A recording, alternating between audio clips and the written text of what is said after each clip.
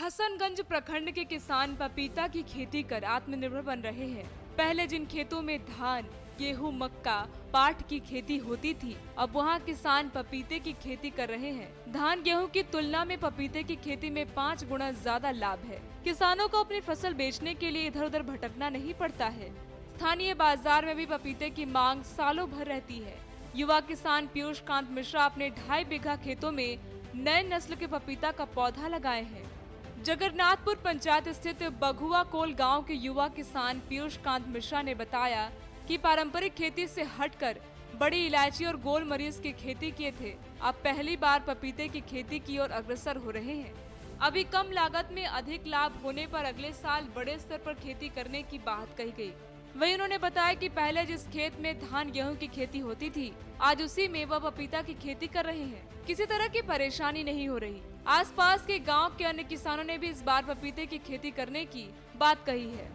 हालांकि इसके पौधे और फल में बीमारी और कीड़ों का प्रकोप ज्यादा होने की बात सामने आई है। पत्तियां येलो ब्लाइट से पीली हो जाती हैं और इसका असर फलन पर पड़ता है। उन्होंने बताया कि पेड़ के फल जब हरे से पीले होने लगे, उसी समय उन्हें तोड़कर भंडारण कर देना चाहिए। फल तोड़ने के दौरान दाग धब्बे लगने से भंडारण के दौरान सड़ने की संभावना ज्यादा होती है। उन्होंने कहा कि समय समय पर दवाई के छिड़काव और विशेष देखभाल करना होता है। पपीते के सेवन से त्वचा संबंधित रोग से भी निजात मिलती है। कच्चे पपीते को पीसकर उसे बालों में लगाने से बाल घने और सुंदर होते हैं। अच्छा लग रहा है। शॉर्ट टर्म फसल है, 2 साल इसका ड्यूरेशन होता है। और कन्वेंशनल जो खेती है, जैसे कि पहले हमारे पूर्वज लोग हमारे खेतों में, इन सब खेतों में क्या करते थे, वो पाट लगा देते थे। मेहनत बहुत ज़्यादा होता था, प्रॉफिट भी बहुत कम होता था। तो हमने सोचा कि चलो भाई अपना पढ़ाई लिखाई कुछ यूज़ किया जाए। तो हमने ऐसे रिसर्च किया कि चलो भाई देखते हैं कौन कौन सा कैश क्रॉप टाइप का है जो कि जल्दी, वो ज़्यादा ड्यूरेशन टाइम भी ना ले और जल्दी जल्दी क्या है वो पैसे भी दे दे, है ना।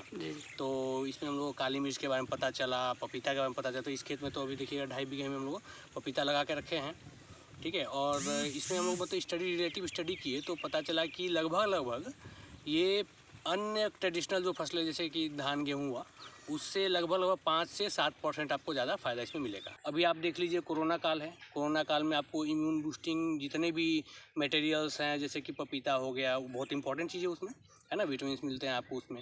तो इसी ध्येय को रखते हुए, मद्देनज़र रखते हुए सोचा कि चलो भाई कुछ ट्राई करते हैं, नया करते हैं। तो वही उसका आज परिणाम यही है। 2-3 महीने के हो गए ये सब फल भी पकड़। टाइम 8 बिहार के लिए हसनगंज कटिहार से तनवीर आलम की रिपोर्ट।